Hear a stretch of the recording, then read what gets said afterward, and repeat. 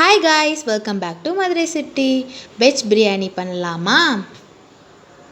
First அதுக்கு ஒரு பிரியாணி டவரா எடுத்து வச்சுக்கலாம். அதில் நம்மளுக்கு தேவையான கீ போட்டுக்கலாம். இப்போ ஒரு 7லேருந்து 6 பேர் இந்த பிரியாணி தாராளமாக சாப்பிட்லாம். ஹோல் ஸ்பைசஸ் எடுத்துக்கலாம். இந்த பிரியாணிக்கு தகுந்த மாதிரி. And then ginger garlic paste எடுத்துக்கலாம். இஞ்சி பூண்டு விழுது. இது நல்லா வதங்க விட்டுட்டு நம்ம ஆனியன் சேர்த்துக்கலாம். அப்புறம் ஒரு மசாலா சொல்கிறேன். என்னென்னா, சின்ன வெங்காயம், புதினா, மல்லி, சோம்பு, மிளகாய் இது எல்லாத்தையும் போட்டு லைட்டாக கொரன்னு அரைச்சி நம்ம சேர்த்துக்கலாம் உள்ள. இப்போ ஸ்லைஸாக 4 தக்காளியை கட் பண்ணி வச்சுருக்கேன். அதையும் நான் சேர்த்துக்கிறேன். இது நல்லா வதங்கினோடனே நம்ம ஸ்பைசஸ் சேர்த்துக்கலாம். கரம் மசாலா வீட்டிலே அரைச்ச பவுடர் சேர்த்துக்கிறேன்.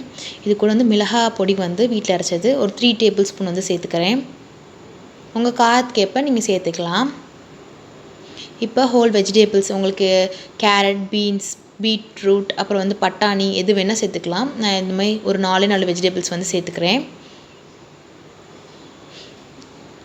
அப்புறம் ஒரு கடாயில் கொஞ்சமாக கீ போட்டு ரஸ்க்கு சேர்த்தா செம்ம டேஸ்ட்டாக இருக்கும் பிரியாணி. நான் ரஸ்க்கு நல்லா வறுத்து எடுத்துக்கிறேன்.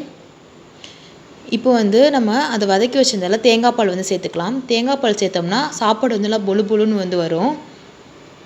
இது கூட கொஞ்சம் கொத்தமல்லி சேர்த்து கொஞ்சம் நேரம் தண்ணி கொதிக்க விட்டுடலாம்.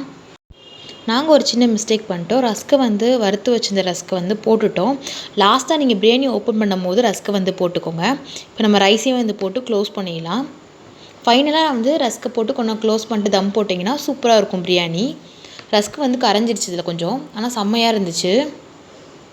அவ்வளோதான், பிரியாணி ரெடி ஆகிடுச்சு. தேங்க்ஸ் ஃபார் வாட்சிங். நெக்ஸ்ட் வீடியோவில் பார்க்கலாம். until then bye.